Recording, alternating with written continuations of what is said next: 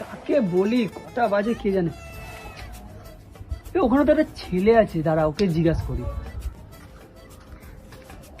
এ ভাই, দেখো না কটা বাজে।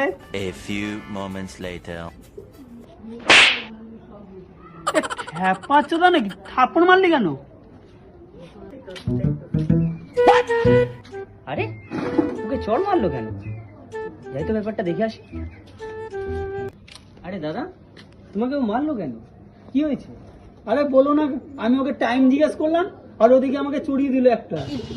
আরে ও বলবে কি করে, ও তো বোবা। আচ্ছা ছাড়ো ছাড়ো, তোমাকে কটা চড় মেরেছে? একটা। তার মানে একটা বাজে।